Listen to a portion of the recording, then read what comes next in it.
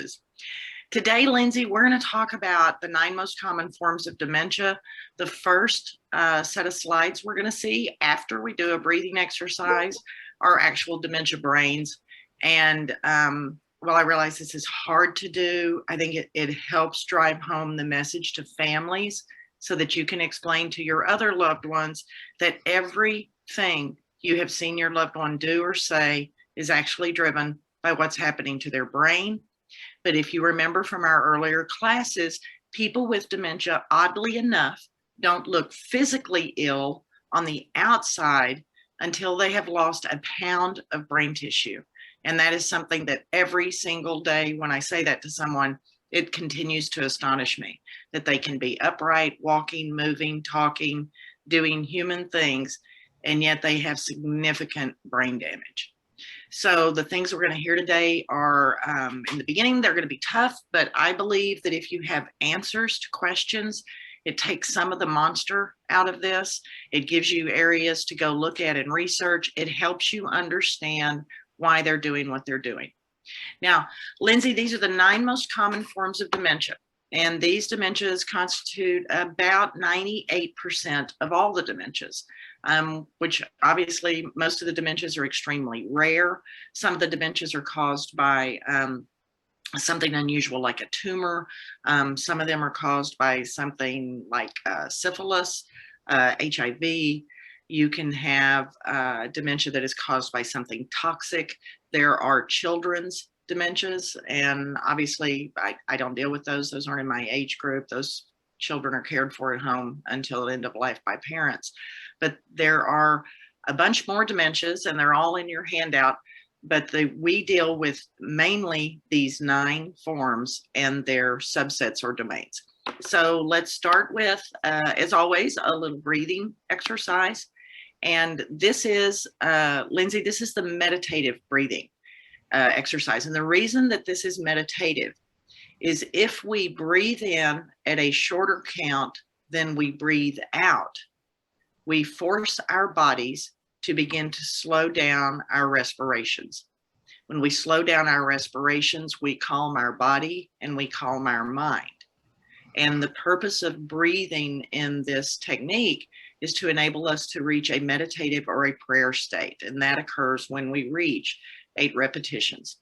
It sounds easy to do, but it's actually hard to just sit and focus on your breath. As you do this, you may find your mind wanders off or begins to think other things. It's totally normal. Just acknowledge your mind's wandering off and thinking weird things and come back. So for this breathing exercise, we're going to do this 4 times. I'm going to count for you. And then as we go through this material, Lindsay, it's common for family and professional caregivers to learn something about the dementia process that they didn't know and then feel overwhelmed by guilt or grief because you realize you did something maybe not in the best way possible for your loved one. And what you have to remember is you didn't do it out of malice. You did it because you didn't know better. And once you know better, you do better. And that's just human life, right? So the breathing is going to be in through the nose to the count of 4, hold to the count of 2, breathe out through the nose to the count of 6. We're going to do that 4 times, and I'm going to be your counter. So Lindsay, everybody put their feet on the floor, hands in your lap. You can shut your eyes if you want. Here we go. Deep breath in, 2, 3, 4, hold, hold. Breathe out, 2, 3, 4, 5, 6. Deep breath in, 2, 3, 4, hold, hold. Breathe out, 2, 3, 4, 5, 6. Deep breath in, 2, 3, 4, hold, hold. Breathe out, 2, 3, 4, 5, 6. Last time, deep breath in, 2, 3, 4, hold, hold. Breathe out, 2, 3, 4, 5, 6. Even in 4 breaths, Lindsay, everybody who did that exercise lowered their blood pressure and began to lower their respiration. And that took less than 30 seconds to do. So if your loved one's in a community and you're going to visit, breathe before you go in. When you leave, breathe in your car before you get back on the highway. If your loved one's calling out and it's not an emergency, but you can feel yourself starting to get anxious, breathe. Just breathe, and your body will naturally begin.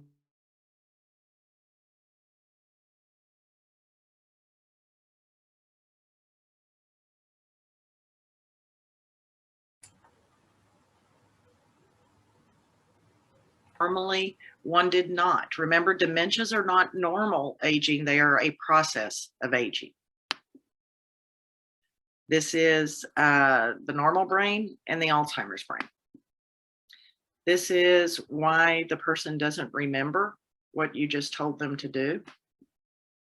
This is why they don't understand language or sound or what it is you're asking them.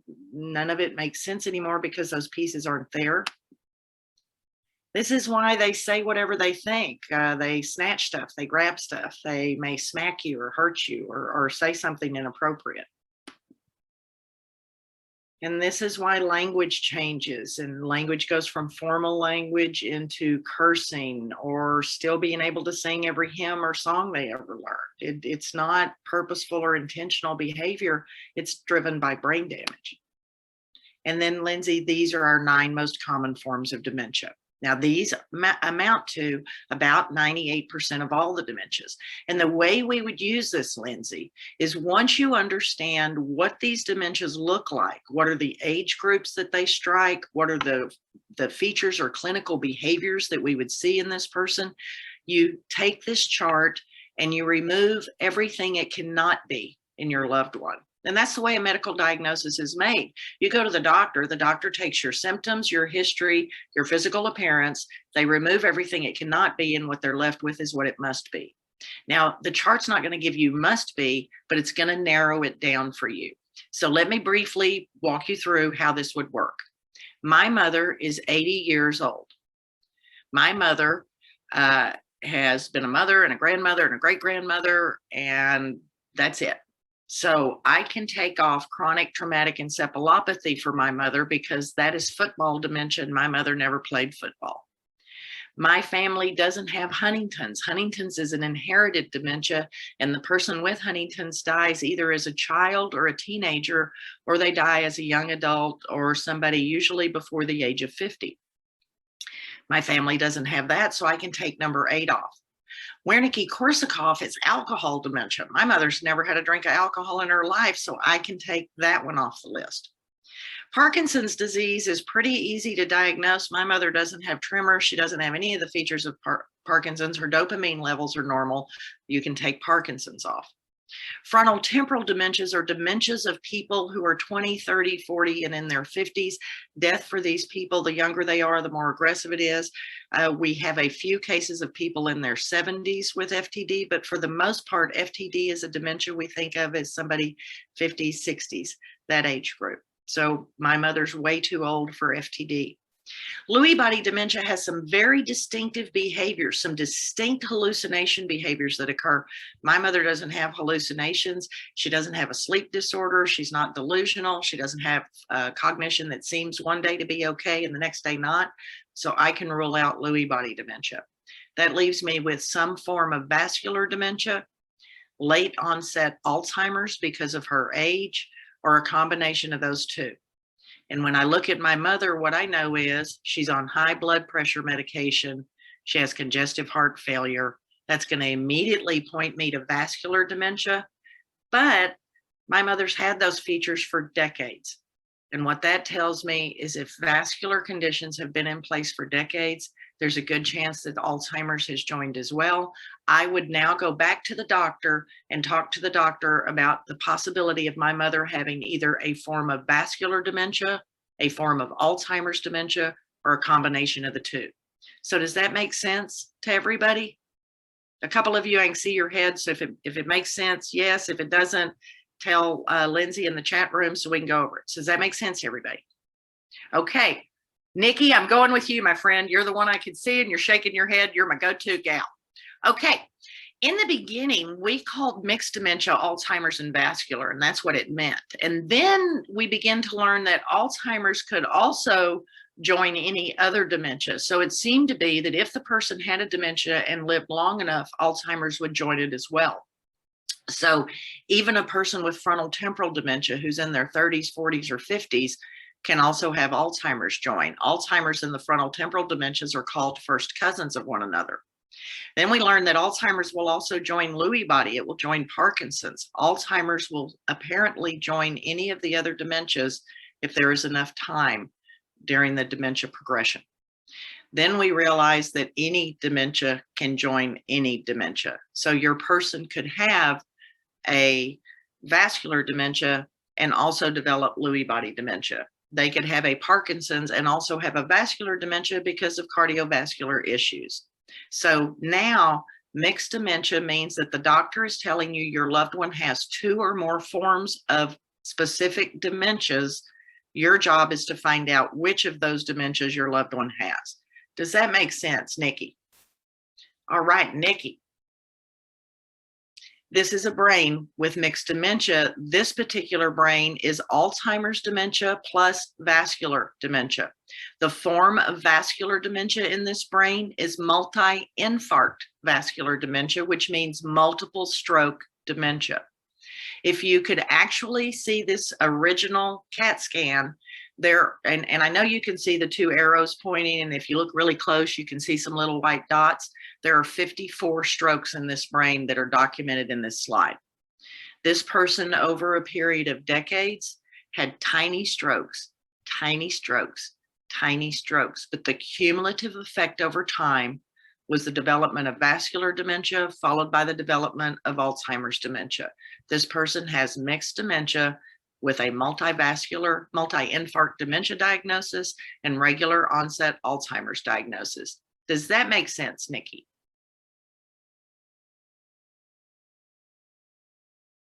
Nikki, your microphone is off, but I can read your lips, and thank you, you're getting it. All right. Now, you can turn your microphone on next time if we've got any questions. Okay. Now, this is where one of the places where everybody gets confused. Okay. So the most common thing I run into is families think dementia is one disease and Alzheimer's is another. Professional caregivers think dementia is a disease and Alzheimer's is another, and dementia is simply the umbrella term. Dementia has now officially replaced the word disease in all of the dementia names. It is not Alzheimer's disease, it's dementias of the Alzheimer's type. So if your loved one had this, their diagnosis would say DAT is how that would be written medically, dementia of the Alzheimer's type. But there are multiple domains of dementia. There are different forms of dementia. Now remember, think about dementia the way you do cancer. Cancer is the umbrella term. And if I said to you, I have lung cancer, you wouldn't say, okay. Your most common question would be, which lung cancer? And I would say oat cell carcinoma. And then you would say small cell or large cell. I would say small cell. And then you would say what stage. The same questions you use for cancer are the question you use for dementia. So once I know it's dementia of the Alzheimer's type, my next question is, which domain is it? Is it early onset? Is it Down syndrome Alzheimer's? Is it regular onset? Is it late onset? And with each one of these, remember, there are also variations. So we have not done a good job of explaining dementia is the umbrella term.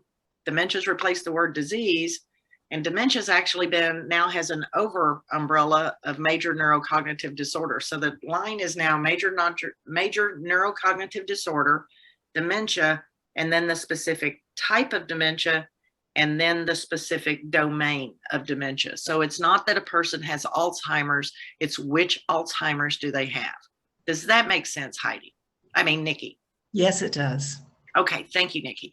Early onset or younger onset Alzheimer's. This is the dementia that people think of as being familial, that it's passed through the family line, but actually only about 10 to 15% of all of these cases are passed through the family line.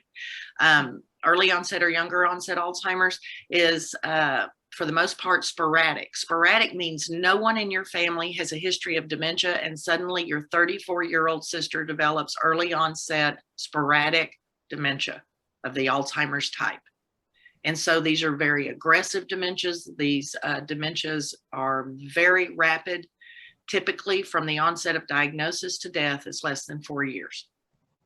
Down syndrome Alzheimer's is the next form of dementia. This is the dementia that people with Downs will develop. One of the things that's unusual about this is most of the time dementias do not impact a person's personality, they simply enhance it. So if you were happy-go-lucky, you're happy-go-lucky. If you were a type A, you're a type A.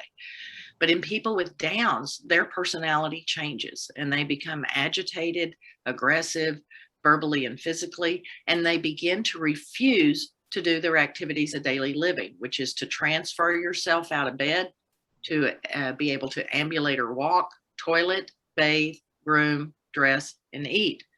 A person with Down syndrome Alzheimer's will suddenly refuse to do those things. Regular onset Alzheimer's is the big one. This is the one that they march for. This is the one most of the research goes into.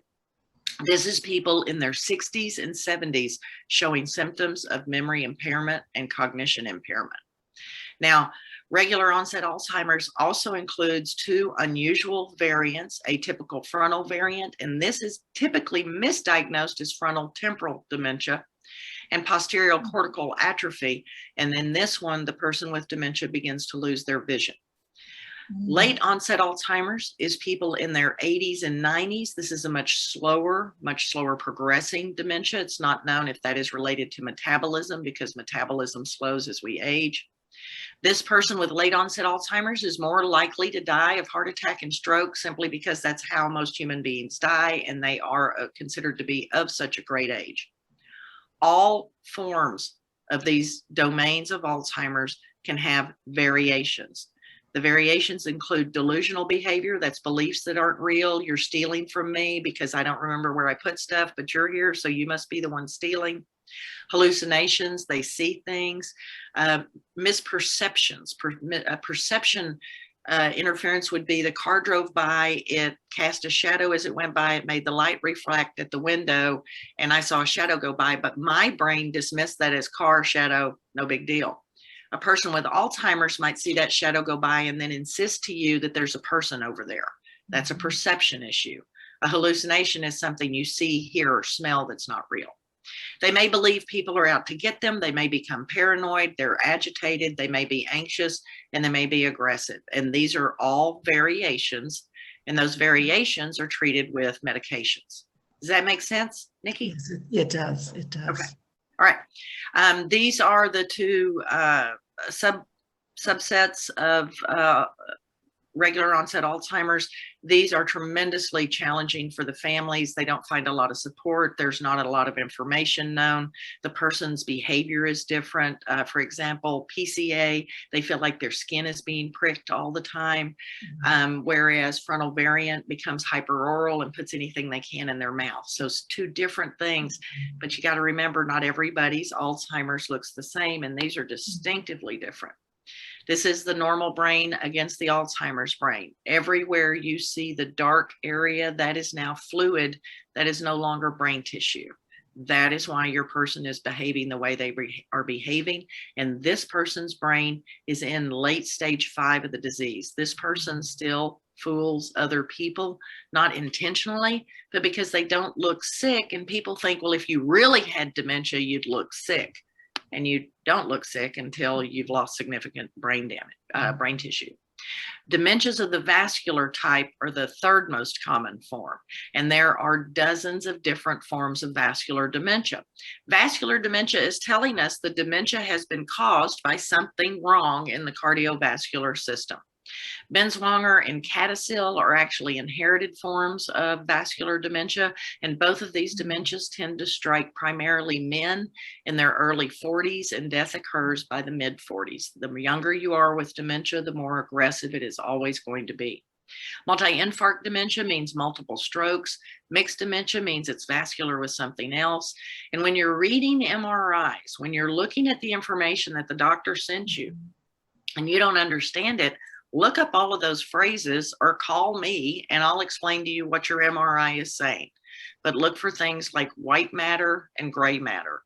When your MRI is mentioning sections or tissues of the brain, it is telling you that because there is damage there. That is typically what that information is giving you.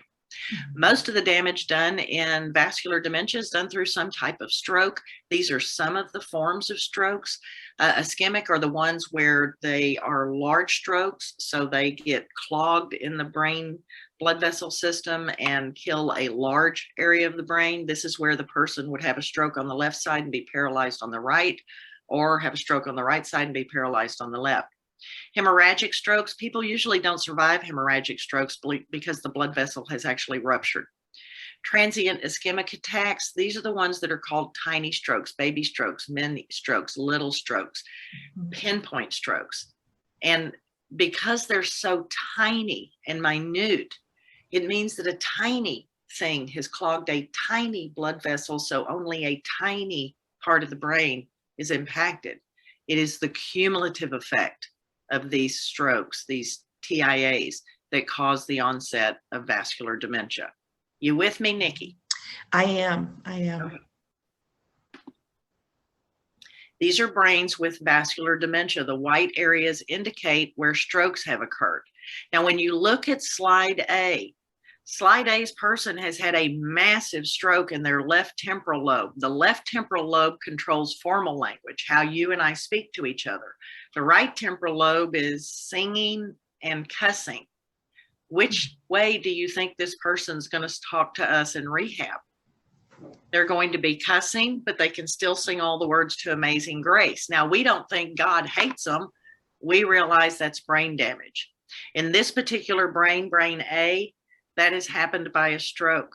But in all forms of dementia, eventually this will happen to people, no matter their dementia, because the left temporal lobe dies first, and we do not understand why. Okay, so your person will begin to use curse words, and that's just part of the disease process. It doesn't mean God hates them. Lewy body dementias. These are proteins that should live in the fluid of the brain, and instead they manage to work their way into the nucleus of the brain. And if they slide in front of those roots, like that one is right now, then your person would appear to be confused. If it slides just a little bit more, that root can fire to the next cell, and the person will appear to have cognition. That's called fluctuating cognition. People with Lewy body may appear normal to their families for days or hours on end, and then suddenly appear to be quite demented. Hallmark features of Lewy body are that they have this hallucination behavior, and it tends to be one of four categories. Category number one is they see children playing, or they see family members playing, but they tend to see usually children. Most of the time the children are not bothersome, but they can be annoying if the kids won't get off their back, if the kids won't get off their lap, or if the kids won't get off their bed, and you have to shoo the children away. They see bad people coming to get them, and this can include a family member, Nikki, and it would mean that family member can't visit their loved one. They see spiders, bugs, rats, and snakes crawling on them and biting them, or crawling on the floor, and your primitive brain in humans is hardwired not to like spiders, bugs, rats, or snakes. That's why we get so alarmed when we see them. The fourth hallucination that the person with Lewy body can have is that they see their spouse or their caregiver having sex with multiple people right in front of them, or even through the wall, or even if the person is sitting right next to them. They begin to have delusional behavior. Delusional behavior is a belief that's not real. So they begin to believe the real reason you take me to the doctor is you're having sex with the doctor. And the real reason the mailman comes to the house is you're having sex with the mailman. And the real reason my brother comes, the neighbors come, the pastor comes, you're having sex with all of them. So you begin to get these delusional accusations that are not real.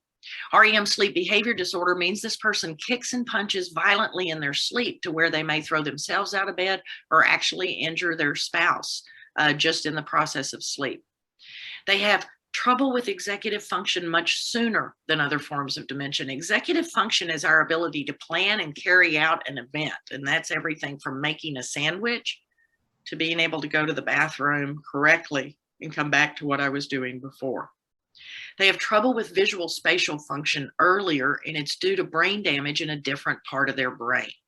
They begin to not see as well around them sooner than other forms of dementia. They begin to accuse their caregiver of stealing from them, typically in stage 3 of the disease. In other dementias, that behavior doesn't occur until stage 5 of the disease. They have unusual falls, like Parkinson's. They will suddenly stiffen and fall forward, hitting their face. They will stiffen and fall backwards, hitting their crown. Their falls are related to a sudden loss of consciousness that's not understood.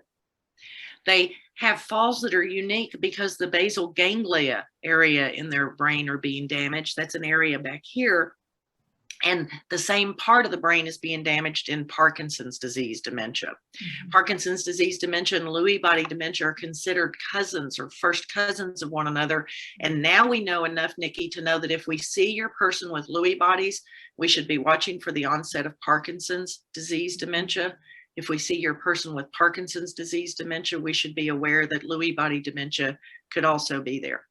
These people are very sensitive to medication. They cannot have the medications other people can have. They absolutely cannot have antipsychotic medication because it interferes with dopamine production. Antipsychotic medication should not be used with anybody with dementia. But for Lewy body and Parkinson's, there is a medication called Nuplazid.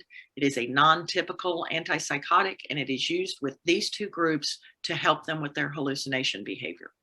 Mm-hmm. They have, if this is a dementia that your husband has, for example, there is always a risk that you may be suffering some sexual abuse, especially if the husband is having the sexual hallucination.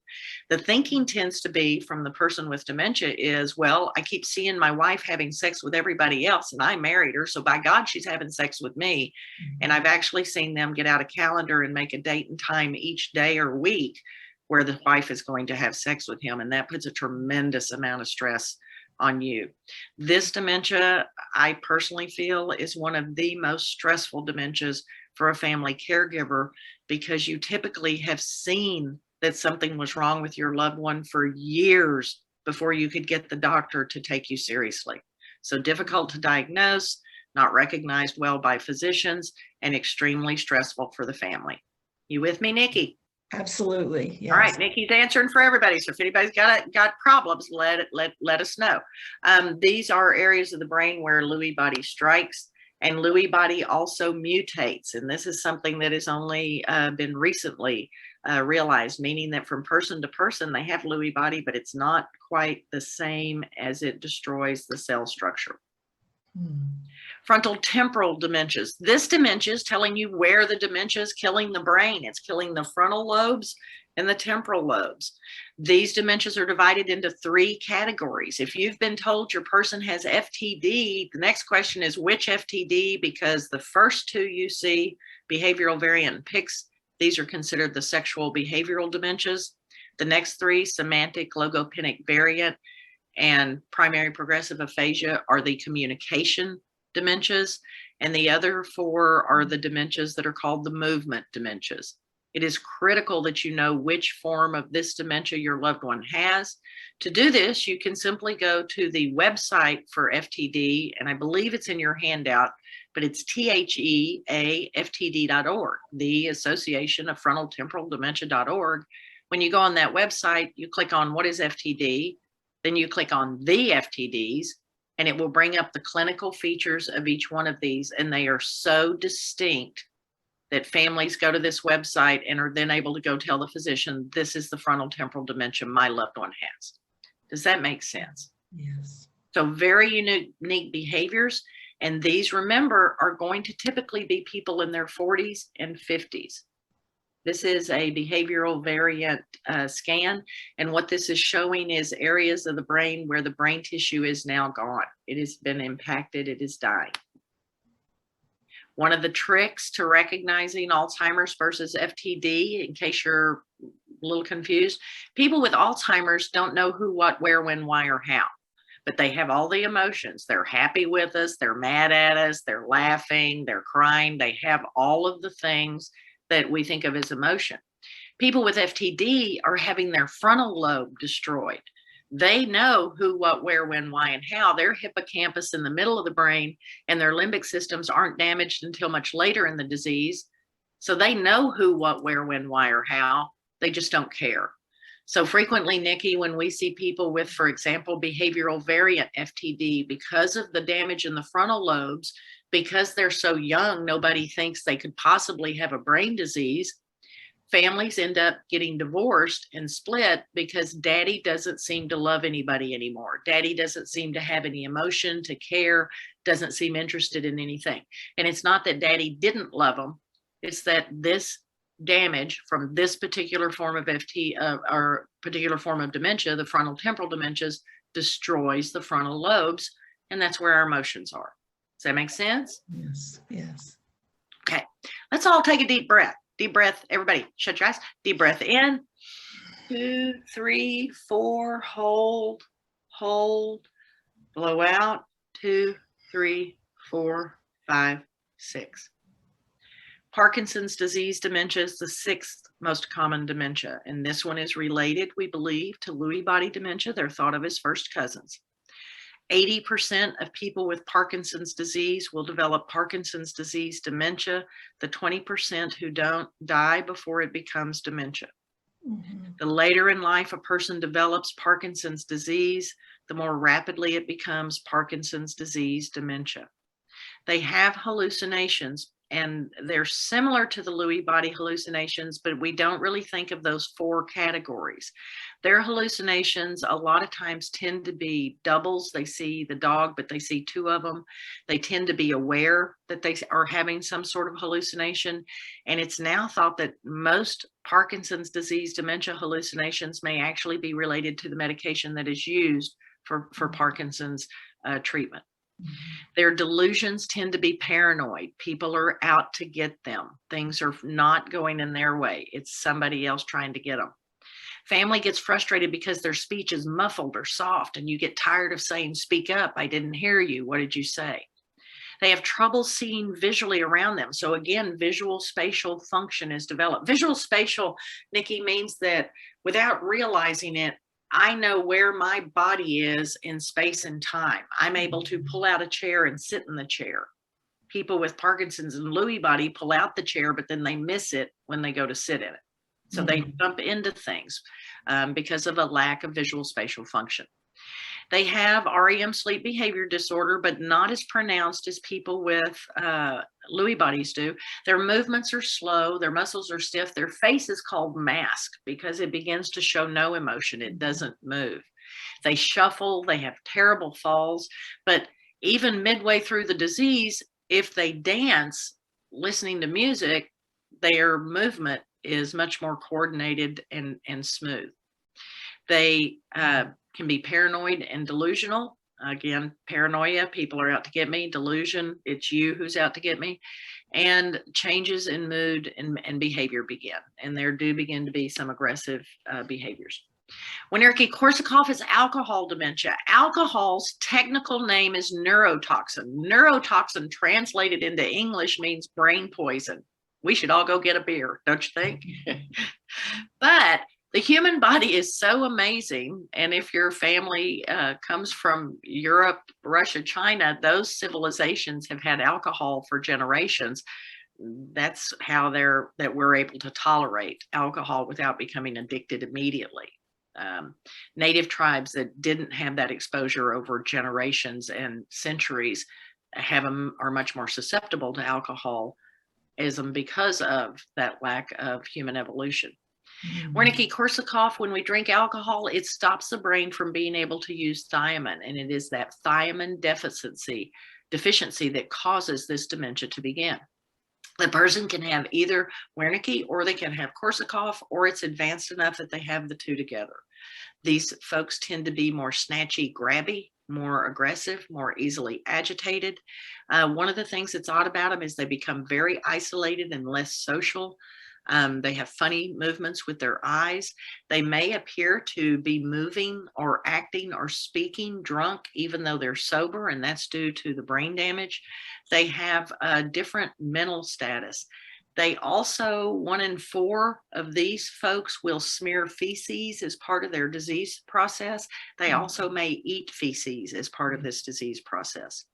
And Korsakoff, they tend to, when you see this part of the disease, the person is beginning to really confabulate. Confabulate means that my brain can't find what's in this file because it's missing now.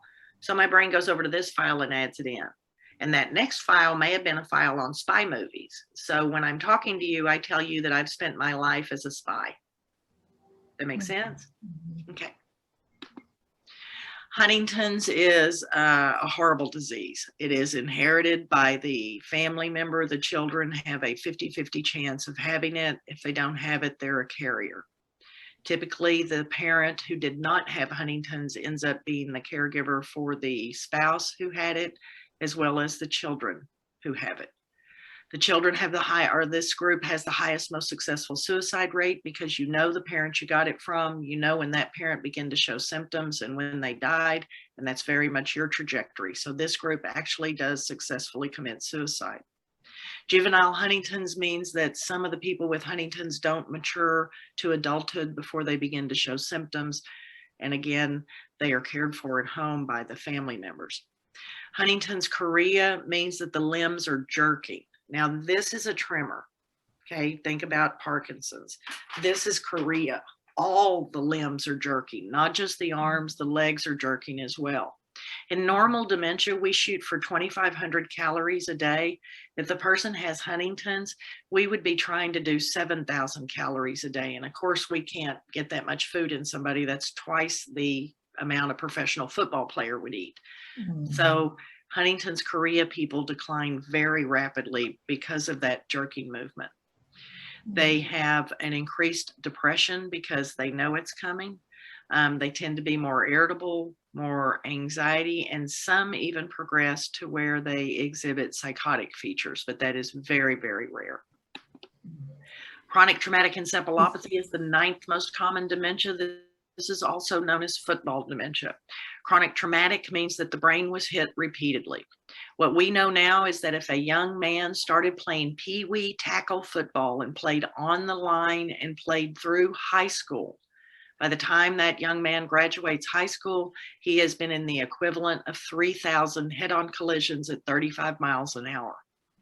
It has now been learned that blows from the side during tackles actually begin to shear the brain at the brainstem. The brain was not intended to take hits and strikes like this. There are currently 2 onsets, and obviously there's a huge age gap in there. So there's got to be some guys that are going to fall into that middle set. It just hasn't been officially set up yet. The young onset folks are between the ages of 18 and their mid-30s. Late onset is ages 60 and plus. They tend to have some Parkinsonian features with tremors and trouble with movement. And the 4 domains are the movement domain, cognition, language, or mood. The 5th one is that it can be a combination of all of the above. We know that for the ones who have the mood disorder, if it is especially enhanced by alcohol. And so when I see in the news that a football player, high school, college, or NFL, or retired, has done something absolutely ridiculous and crazy, and what the hell's wrong with them, and why would they risk their career like that? My first thought is this is simply brain damage. This can be very aggressive. This is difficult for communities to deal with, Nikki, because these are huge guys. And the group where we begin to pay attention is the boys that played in the 70s. In the 70s, from the 70s forward. In the 70s, young men begin to be bigger. We went from having schools where maybe one kid was 6 feet tall to schools where a lot of kids were 6 feet tall. I grew up in the country, but the school I went to, I had a graduating class of 135, and there was one girl over 6 feet tall. She went and played basketball for Texas Tech and came back and became the school principal. Now, if you go to that high school, there are 30 girls over 6 feet tall. We begin to grow and we begin to get bigger, and bigger kids hit harder. Families assume that everybody's got professional football equipment, and that's just simply not true. Smaller schools, even bigger schools, 5A schools, do not have the money to buy those helmets. It's a dangerous game. We do not allow boys in my family to play this game. and I have a huge family, and I live in Texas, where not playing football means that something's wrong with your kid, right? So it is a dangerous disease, and this is the outcome of what it does. A dangerous game, and this is the outcome of it. Okay. Hey, Tam, we've had a couple questions come through. Uh-huh. So I just wanted to take a moment, if that's okay, or if you want me to hold off. No, That's no, okay, go right ahead. Okay, somebody says, my mother-in-law refuses to be assessed for her dementia. Do you have any recommendations for how to persuade her? This is the reason, so that's a great question. This is the reason why most people in our country are not diagnosed with dementia until stage 5 of the disease. And it's because until that much brain damage occurs, you either can't get the doctor to see it, or you can't get her to agree to go. So one of the things to use your staging tools for, and these are in your handouts at the end, the staging tool DBAT allows you to check off the behaviors that you're seeing in your loved one. And remember, Lindsay, I grade harder than you do because I'm looking at clinical features and it's not my mother. Okay, so I grade harder than you do. I'm typically a half a stage or more in front of the family. What I mean by that is in stage 5, it says you become incontinent of bladder. Incontinent of bladder means you don't get it to the bathroom. It doesn't mean you're incontinent all the time. Incontinence counts when you have an accident, and then a month later you have an accident, and then a week later you have an accident, and now you're having accidents and being reminded to go to the bathroom. That means you're incontinent. Okay, so you have to grade seriously. When you finish grading, then you, on the DBAT scale, which is the Dementia Behavioral Assessment tool, draw a line and date it.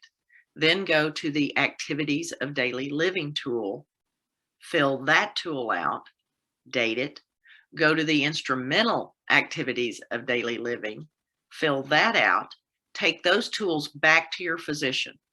The medications were intended to be started in stage 3 or stage 4 of the disease, and the research indicates that approximately 70% of people who begin the medications in the early stages of the disease will actually progress on into dementia and old age, but not show the symptoms that a person who starts the medication when it's much too late does. So I would fill out those staging tools, get those tools to the doctor, because then the doctor can order your mother to testing, and that's much different than you being the bad guy. Remember, everything from here on, Lindsay, we blame on the doctor. The doctor made us do this stuff. Okay, but the doctor can't see what you're seeing, but those tools show the doctor what's going on at home. Appreciate that too. Absolutely. When you get to the doctor, Lindsay, doctors have had the same uniforms for 100 years. They wear white coats and they wear stethoscopes. You're in that little room. Those little rooms are no other rooms in the world like those little rooms, the same little room forever. When the doctor comes in the room, the doctor says, "Hi, how are you?" That kicks in that social skill you learned when you were 2 years old, and your mother goes, "I'm fine, how are you?" And the doctor says, "Well, I'm fine. And then somebody goes, "How's your family?" And the social conversation happens, and that leaves the doctor believing your mother is cognizant, when if the doctor has those staging tools, those tools tell the doctor to go deeper. There's actually something seriously wrong here. Does that make sense? Makes sense. I got another question about the tools. So again, we'll be sending an email out after the presentation with that information. So everyone will have that soon. Another question for you, Tam. Does Parkinson's always lead to dementia? 20% of the people with Parkinson's disease do not develop dementia because they die before the dementia happens. Otherwise, we anticipate that everybody with Parkinson's will develop Parkinson's disease dementia. Okay, thank you, Tam. Right. One more question from Brian. Would boxers also be prone to CTE? Boxers, it's called pugilist dementia. And in your handout, the chapter on the 9 most common dementias, I include the breakdown of all the dementias. So sports dementias are one of them, and that is a pugilist dementia is what that is called. But it will be listed in your handout. Okay, thanks, Tam. And then Brian, you had an earlier question too, but I think that we've addressed that now. So Tam, I'm going to hand it back over to you. Whatever questions y'all have. Has anybody seen something that they don't understand, or their loved ones doing an odd behavior? Is anybody seeing any aggressive or agitated behavior? Well, I have a slightly different question. And by the way, this is wonderful information. And I read a lot on dementia, and this is excellent. What about mild cognitive impairment? How does that feature into these dementias? Mild cognitive, so on the staging tools, you and I are stage 1. We are normal. We are aging normally. We anticipate we will all age normally. Most of us are going to live and die at home. We will never need a caregiver. Dementias are a part of aging, but they are not normal aging. They are diseases of aging. Okay. Now, what was the question? I got so excited about the answer. How does mild cognitive impairment? So stage 1 is you and I. We are on the staging tool, not because we think we're going to get dementia, but because all staging tools must have a baseline of normal, and you and I are aging normally. Stage 2 of dementia is called mild cognitive impairment.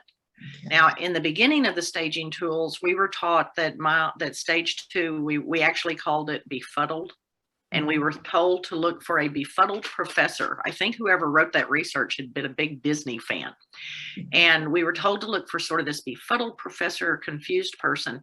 And then the stage 2 became officially known as mild cognitive impairment or mild neurocognitive impairment. Everybody with dementia had mild cognitive impairment or MCI. Not everybody with MCI will develop dementia, and it is simply because they will die of something else first. I see. Okay. And it is not understood, Nikki, how long of a time someone is in mild cognitive impairment, but it is now believed that if a person is showing dementia symptoms in their 60s, the disease was probably present and beginning to kill brain cells in their 20s. Oh. So it is actually quite a long disease. Not at all what we thought. Okay, thank you. All right, Tam, I've got another question in the chat. How rare is a diagnosis of FTD Pics in someone age 76? They died at age 78. It would be extremely rare. That would be one of the oldest ones. And there could be a number of reasons for that. It could have been living circumstances. It could have been family was helping and assisting and covering and not even realizing it. And it could just be something unusual. And it could just be that all the research isn't up.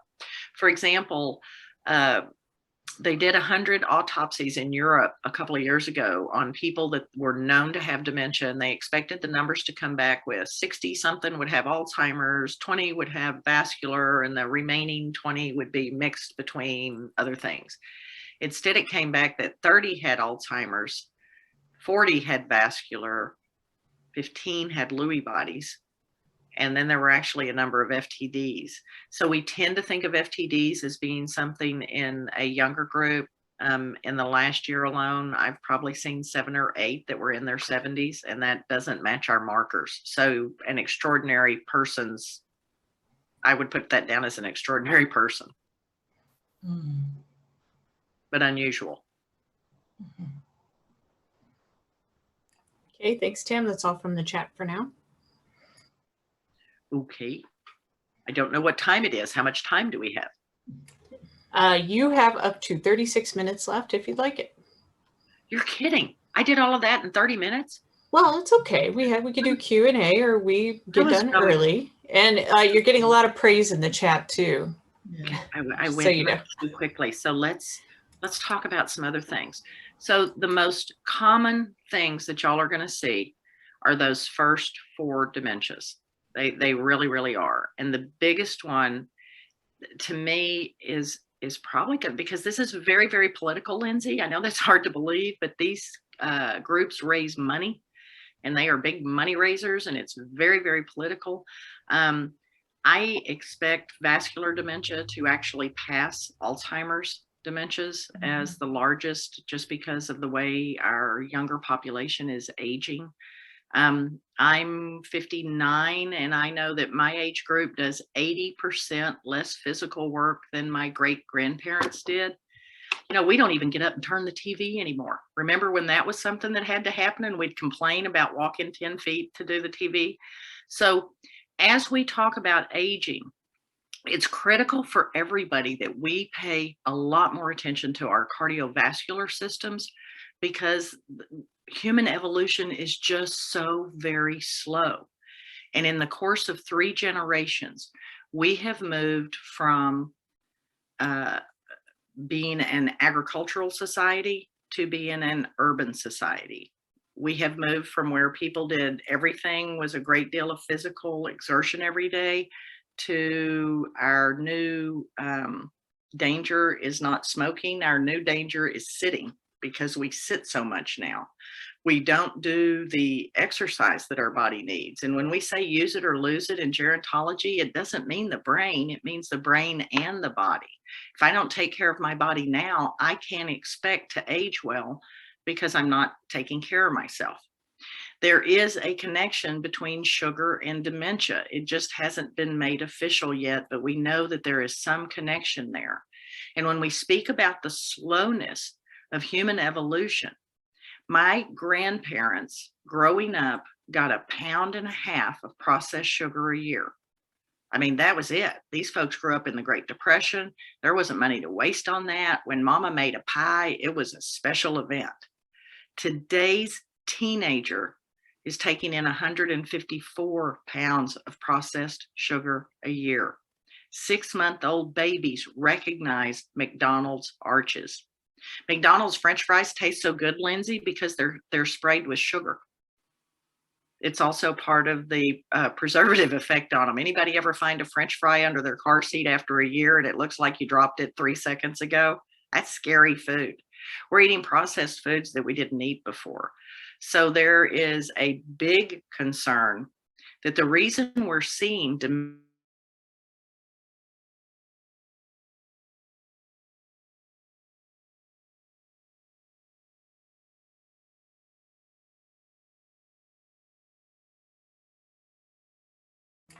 So as you go about your day, and as you're thinking about how do I make sure this doesn't happen to me, how do I take care of myself and my family and my kiddos, one of the reasons we want you to know which dementia it is because of your children and grandchildren, so that you can make sure that they understand this is in their history. And if they don't want to have these are the things they need to do. The diet that people are following, and this has been recommended for about 25 years, is the Mediterranean diet. Now, Lindsay, when I first heard this, I was in graduate school and I was so excited. I thought we were all going to move to Greece and live on islands, lay under palm trees and drink red wine. I was very excited. I was going to get my passport. And then I found out that it meant we were going to eat a lot of fish and grilled vegetables.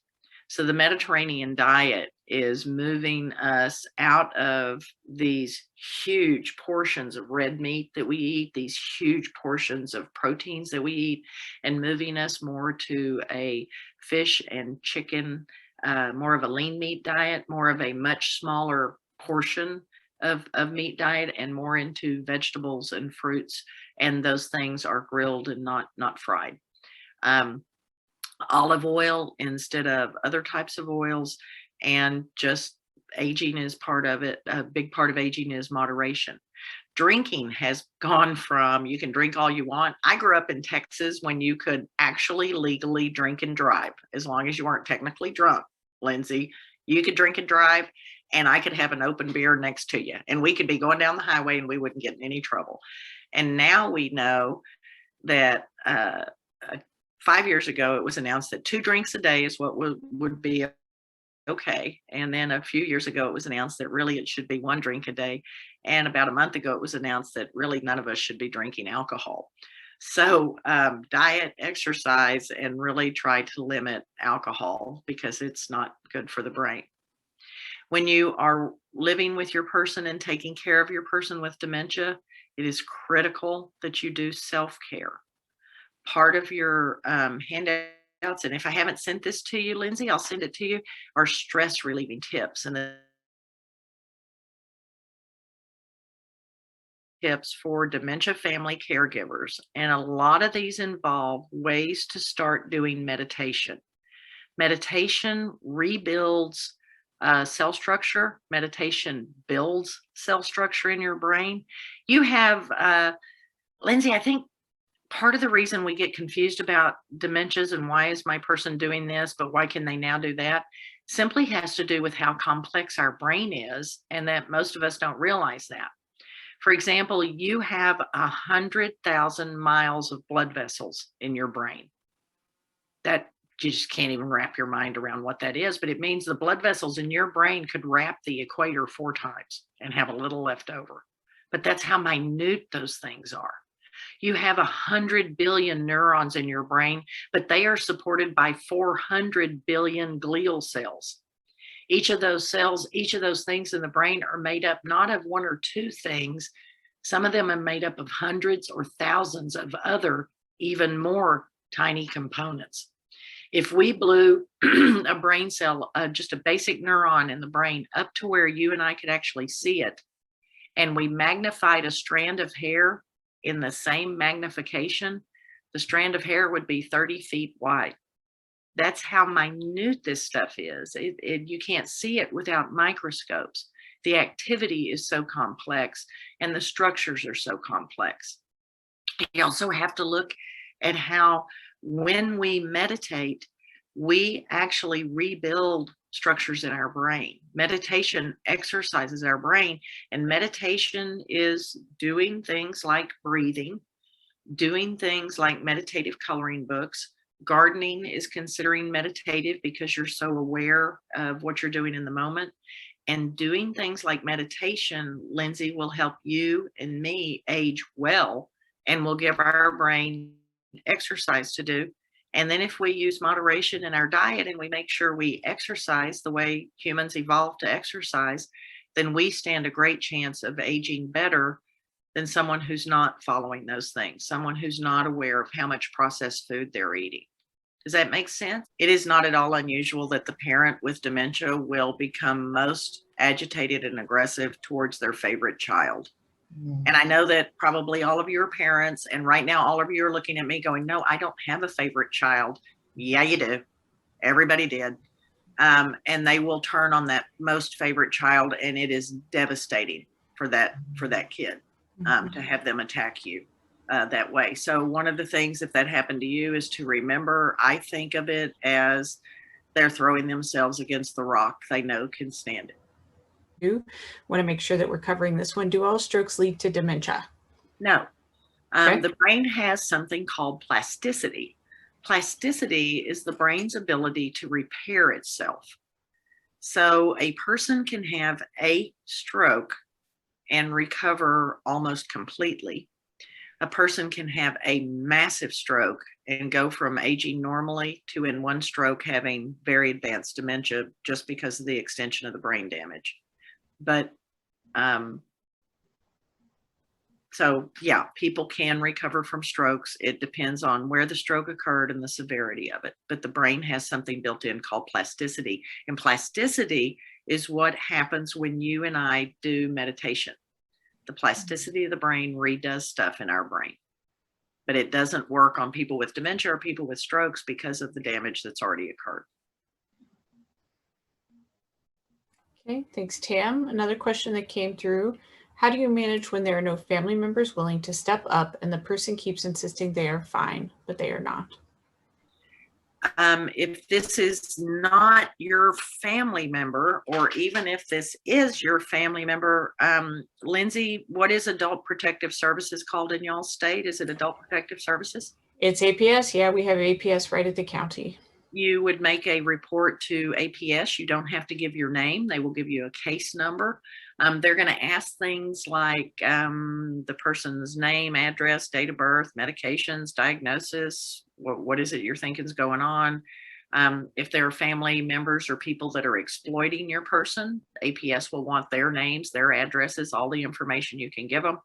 And then they will follow back up with you, or you will follow back up with them with the case number and they'll let you know if it's been resolved or not. Of course, from where you are, you would be able to see. But it's, I think, critical that we look out for our friends and loved ones and neighbors. And even though, Lindsay, I think it's hard to pick up the phone and call Adult Protective Services. It can feel a little intrusive. We're butting in, but it takes a village. And these folks have brain damage, and sometimes family members don't realize it. Sometimes they don't want to see it. They don't want to have to deal with it. So they look the other way. Or there's just people so wrapped up in their own lives, they don't realize something else is going on and another person does. I have seen people who are nationally known figures. They were known as being very, very funny people, sharp-witted. And when I met the person, I've been horrified at, oh my God, how does no one realize how advanced your dementia is? And in every single situation, the family members thought that this person's humor was still humor and didn't realize it was a social skill the person was using to cover up that they no longer understood what was going on. Mm-hmm. So sometimes what is incredibly apparent to you and me, they simply don't notice. They just think daddy's funny, mama's funny, and that there's nothing wrong. And if I'm very concerned about the person, and it sounds like you are, then I would make a report to Adult Protective Services, because they're going to contact the children and let them know that a report has been made on their parent. And that can stimulate and spur activity to get this person taken care of. And God bless you for doing that. Okay, Tam, another question. My mother-in-law is 88. She probably has vascular Alzheimer's or mixed with mild cognitive impairment. Are there any treatments I could point to for her if she gets diagnosed? No, there is no treatment. The medications that are out there, Lindsay, most of those medications were intended to be started in stage 2, 3, definitely by 4. Unfortunately, most people aren't diagnosed until much later in the disease. The medications cause people to have tremendous upper and lower GI difficulties. It makes their stomach hurt. It makes them nauseous. It gives them diarrhea, and that can happen for 2 weeks or more. And so when family members begin to see that happen, they withdraw the medication.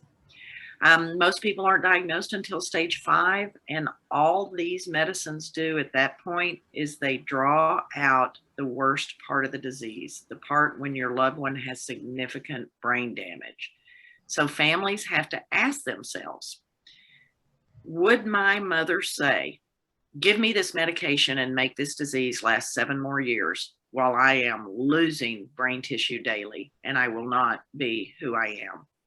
Or would my mother say, keep me comfortable, feed me chocolate, and let me go? We don't have the physicians trained well enough to tell you this medication was intended to be started 10 years ago.